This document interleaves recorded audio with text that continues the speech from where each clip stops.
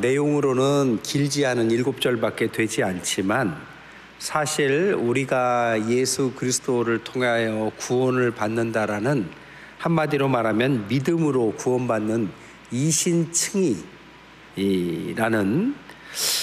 어떻게 말하면 기독교에서 가장 위대하고 복음의 핵심이고 또 기독교의 심장이다라고까지 말할 수 있는 구절, 그 주장의 내용이 오늘 본문의 내용입니다. 마틴 루터는 칭의의 교리를 잃어버리면 기독교 교리 전체를 잃어버리는 것 같다라고 말했습니다. 토마스 크랜머는 이 교리는 그리스도의 진정한 영광을 드러내고 인간의 헛된 영광을 뒤덮는다. 이를 부인하는 자마다 진정한 기독교인이라고 할 수 없고 그리스도의 영광을 나타내지 못하고 오히려 그리스도와 그의 복음에 대한 적수며 인간의 헛된 영광을 드러내게 된다 할 정도의 구절이 이신칭입니다. 이신칭이라는 것은 성경의 복음을 말하는 거죠. 이 복음을, 성경은 다 복음이지만 그 중에서도 굳이 압축적으로 설명하는 구절이 믿음으로 구원받는다라는 이 칭의, 의롭게 한다라는 뜻입니다. 이것은 법정인 용어라고 그래요. 이 법에서 쓰는 이 내용은 재판장이 법정에서 무죄라고 선고하는 것입니다. 그러니까 우리가 하나님의 법정에 마지막에 섰을 때 너는 죄가 없다, 이 이야기를 칭의, 의롭게 한다라는 법정 용어를 쓴다라는 거죠.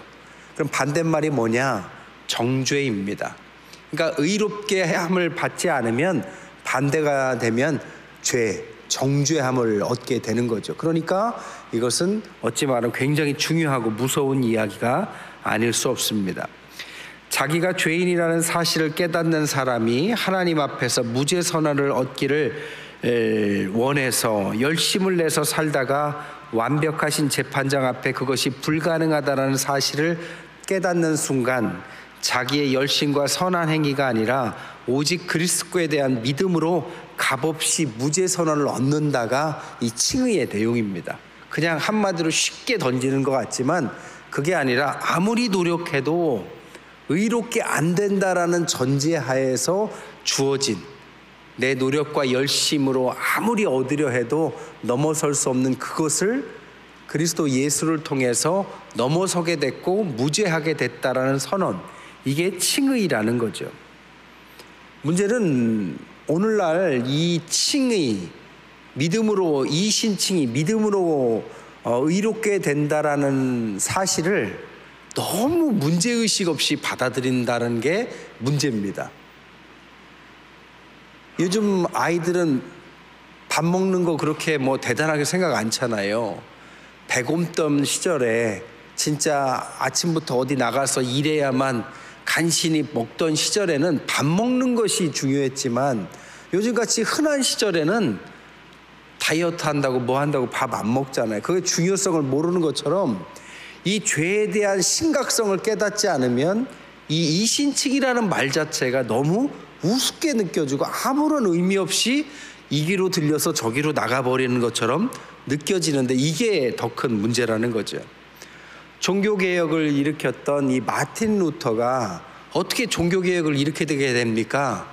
그가 사제였다가 자기의 죄사함을 얻으려고 하는데 아무리 해도 이 죄사함이 얻어지지가 않는 거죠.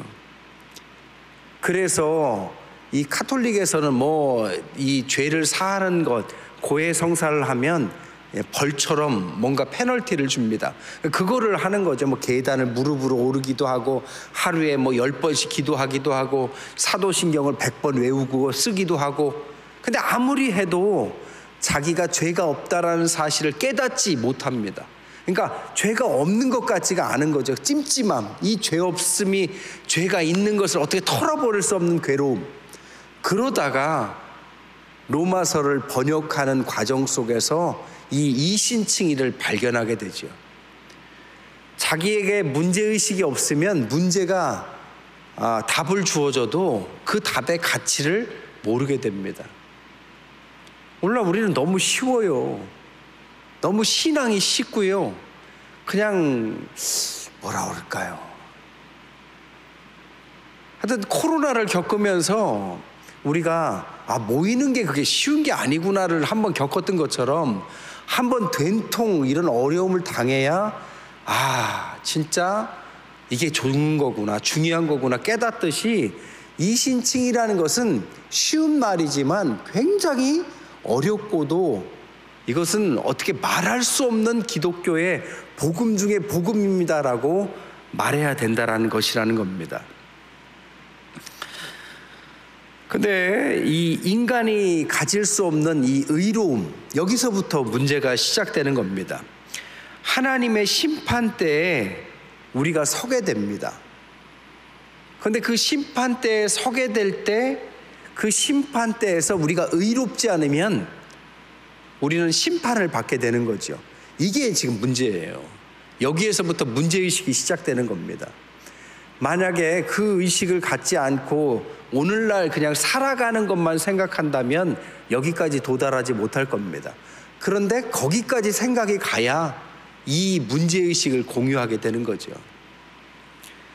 여러분 그거 아세요? 삼성의 고 이병철 회장님이 한국에서 거의 세계적인 기업인 아닙니까? 그 옛날에 한국의 반도체를 시작했다라는 거 아니에요.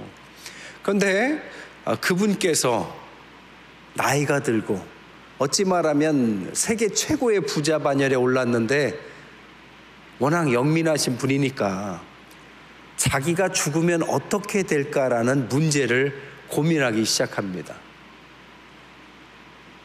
그래서 카톨릭의 아주 유명한 신부님에게 질문서를 보냈다고 하잖아요. 그 질문이 24가지가 있습니다.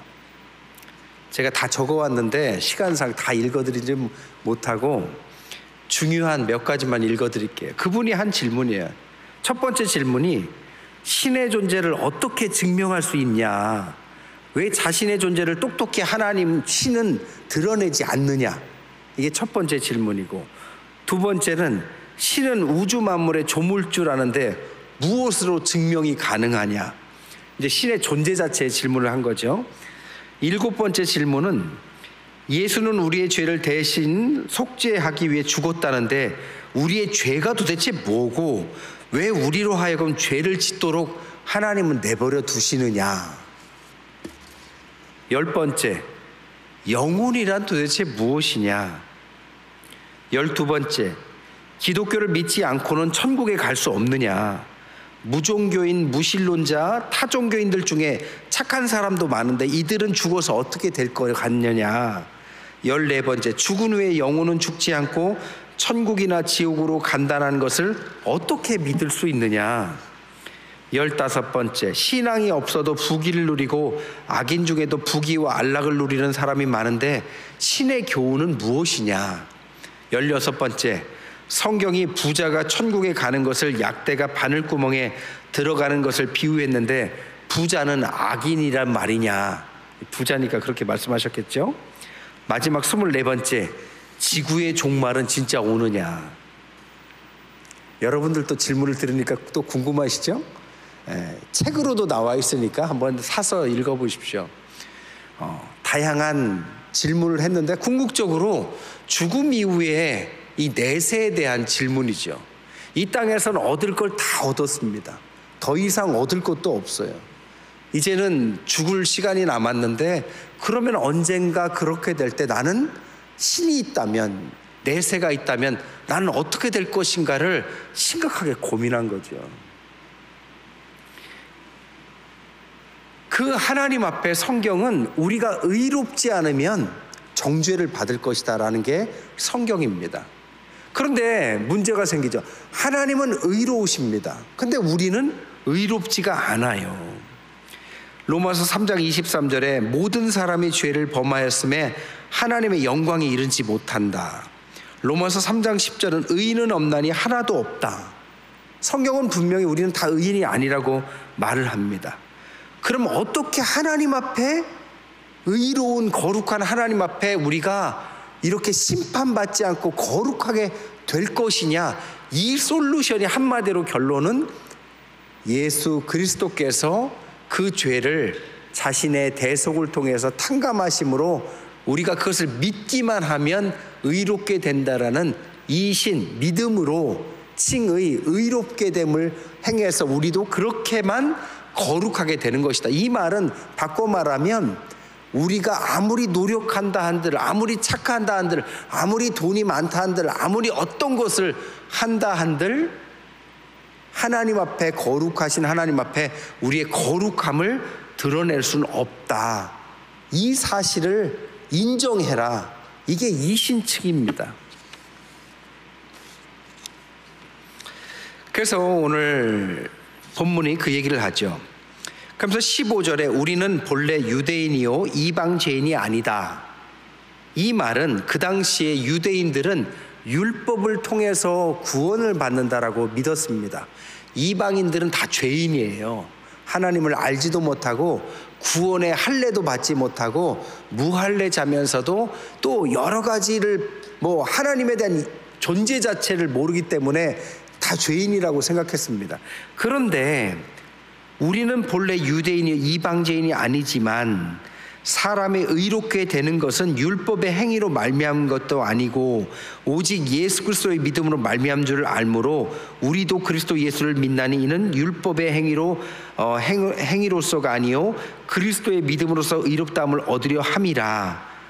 이 말이 뭐냐?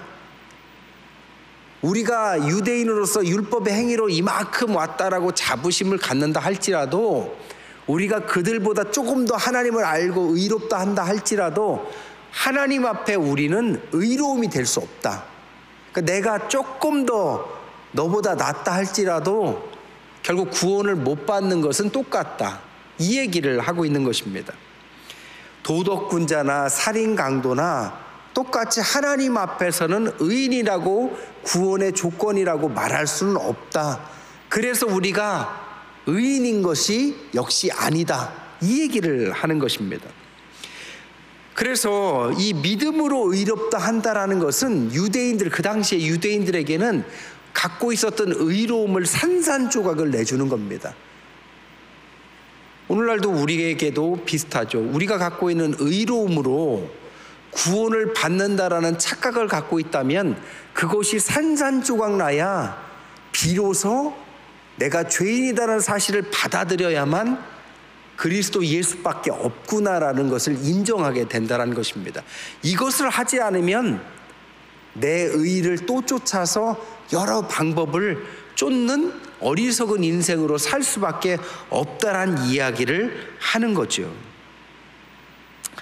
그래서 16절에 이것을 믿음으로 의롭다라는 것을 3번이나 반복하면서 계속해서 믿음으로밖에 안 된다. 네 능력으로 안 된다. 노력하지 마라. 헛수고다. 착각하지 마라. 넌 의인이 아니다. 이 얘기를 여러 방면으로 이야기합니다.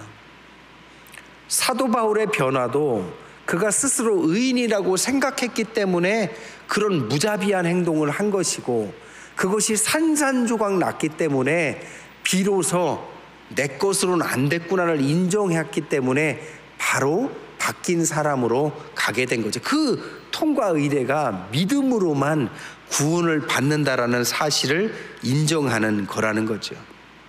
근데 문제가 하나 있어요. 그게 뭐냐? 믿음으로 의롭다함을 받는다고 말을 한다면 네가 믿음으로 구원을 받았어. 그러면 우리는 결론이 났습니다. 그러면 쉽게 구원을 얻었기 때문에 남은 기간 동안에 비도덕적으로 사는 사람은 어떻게 됩니까? 라는 반론을 가질 수 있는 거죠. 그렇지 않아요? 죄송해요. 오늘 명절 앞두고 좋은 날인데 이렇게 딱딱하고 잘 따라오셔야 돼요. 17절, 만일 우리가 그리스도 안에서 의롭게 되려 하다가 죄인으로 드러나면 그리스도께서 죄를 짓게 하는 자냐? 결코 그럴 수 없다. 이 얘기가 뭡니까? 이 칭의의 교리는 좋은 교리지만 하나의 함정이 있는데 죄를 조장할 수도 있지 않겠느냐. 믿음을 행위로 의롭게 한다면, 착함으로 구원을 받는다면 평생 착한 일을 하려고 노력하겠죠. 여호와 증인은 왜 전도하려고 합니까? 전도로 구원받기 때문에. 카톨릭은 왜 선행을 하려고 합니까? 선행으로 구원에 가깝게 된다고 믿기 때문이죠. 개신교는 믿음이라고 하니까 이 믿음 때문에 어떻게 되느냐? 뭔가 쉬워 보여요. 다 얻은 것 같아요. 그것 때문에 우리가 도덕적인 문제들이 생길 수도 있지 않느냐라는 것을 말하는 겁니다. 생길 수도 있죠. 그죠? 이게 우리의 어떤 리스크예요. 믿음으로 의롭게 함을 받는다라는 그 엄청난 것을 받았지만 이것이 너무 쉽게 구원받은 우리에게 이 가치를 인정하지 못하고 하나님 앞에 뭔가 이 도덕적인 것들을 포기하게 되고 자꾸 타락하게 만들고 죄를 짓게 만드는 어찌 말하면 리스크가 되더라는 겁니다. 그런데 이것은 리스크지만 복음의 리스크라는 겁니다.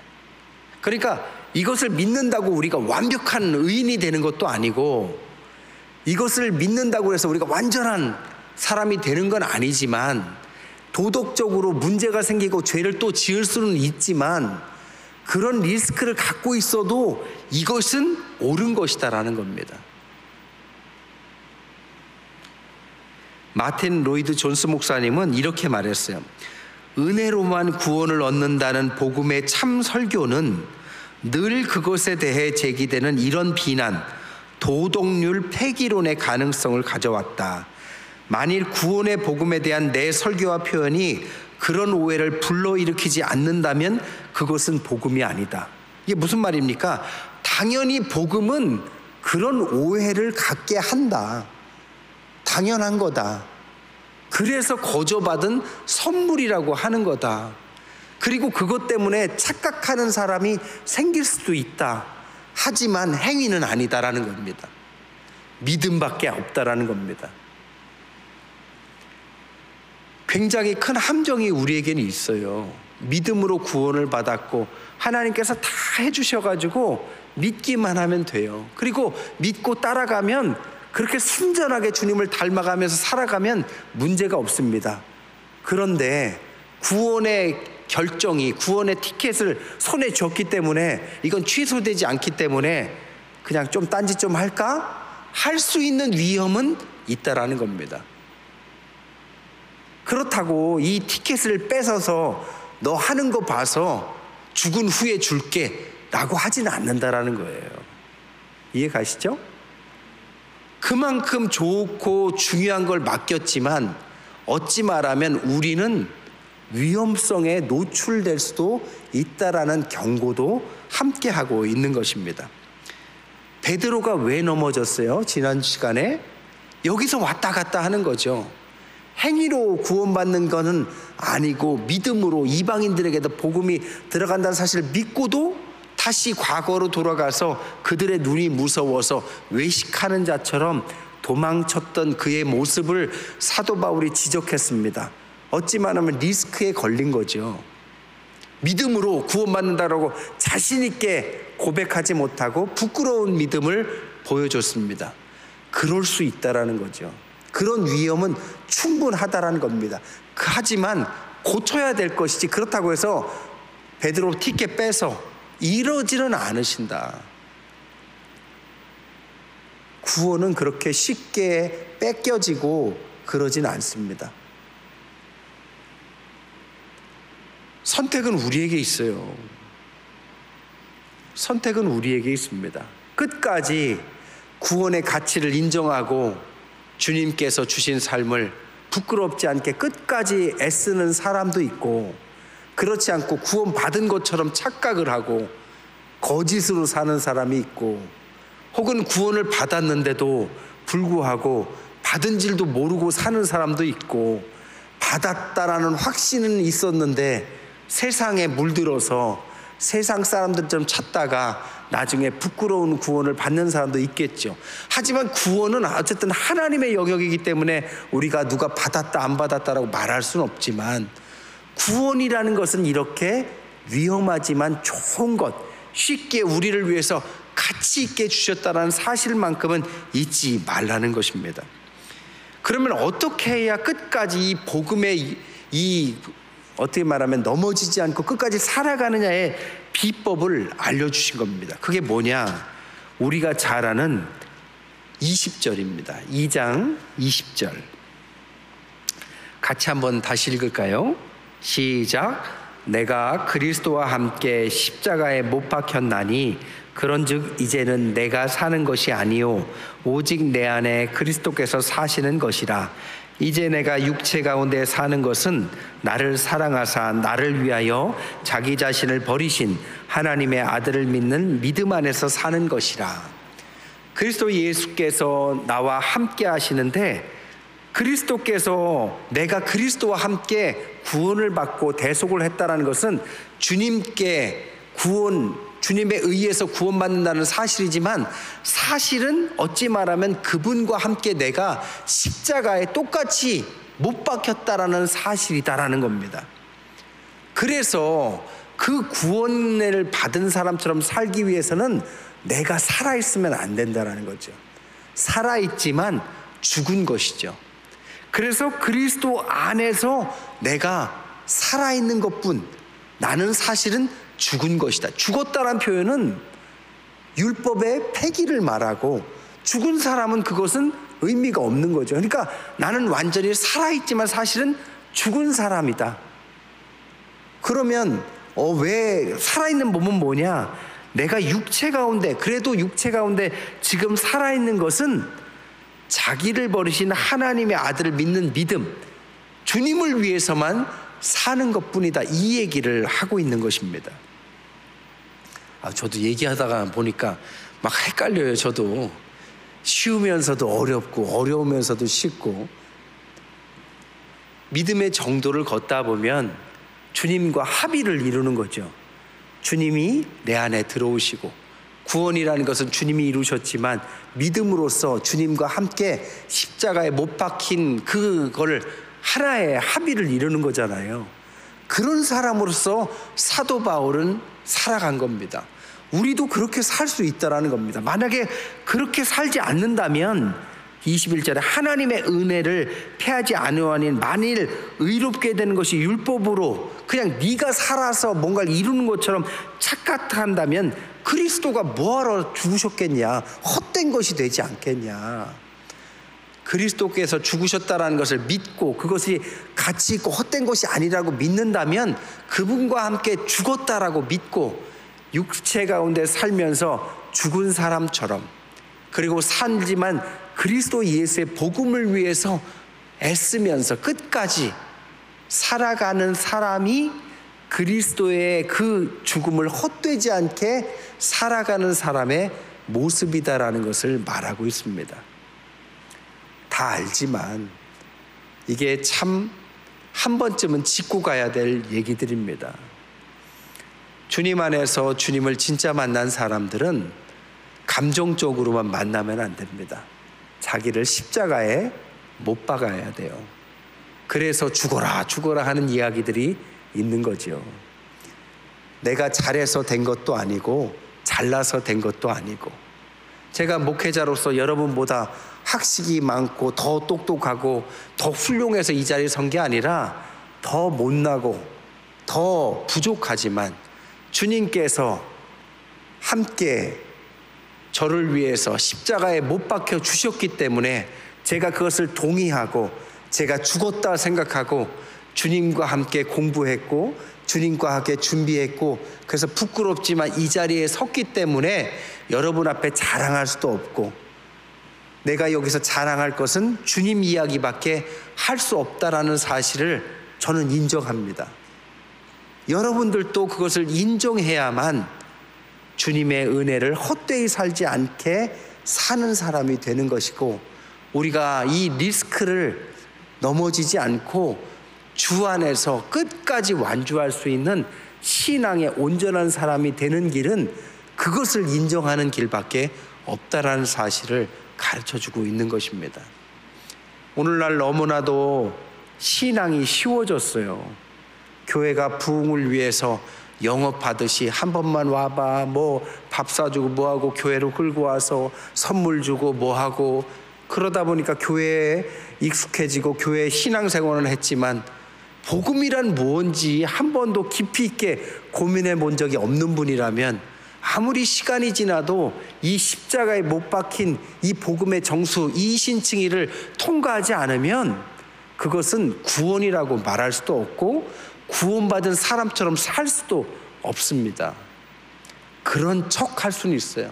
찬양도 잘 부르고 헌신도 잘하고 돈도 잘 내고 어디 가서 좋은 소리 들을 수는 있지만 자기 자신 안에는 해결하지 못한 문제가 있을 겁니다.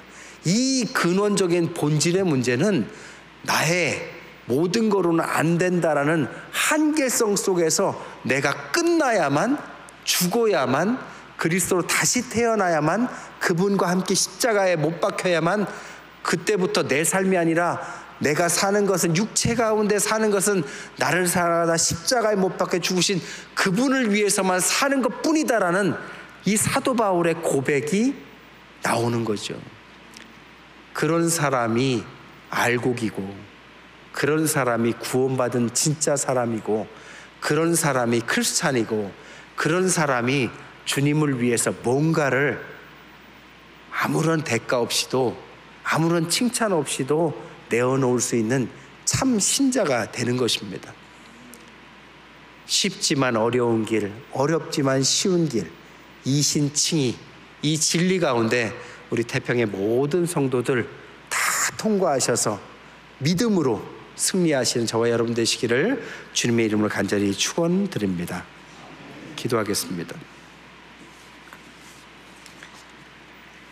목장 헌금, 주정 헌금, 설명절 주심 감사 헌금 드리셨습니다. 하나님, 나의 한계를 인정해야만 새로운 나를 발견할 수 있습니다. 아직도 죽지 못하고 나의 얕은 능력에 의지해서 살아온 아슬아슬한 인생이었다면 오늘 이 신칭이 많은 믿음의 사람들을 뒤집어 놓고 신앙을 바꿔놓고 목숨까지 걸 수 있었던 이 믿음의 정수, 복음의 심장을 깨닫는 은혜를 허락하여 주옵소서. 이것 아래서 우리 태평의 모든 성도들이, 우리의 교회가, 우리 한국의 모든, 아니 세계에 있는 모든 성도들이 이 믿음으로 다시 시작하는 십자가의 승리를 허락하여 주옵소서. 예수 그리스도의 이름으로 축복하며 기도드립니다.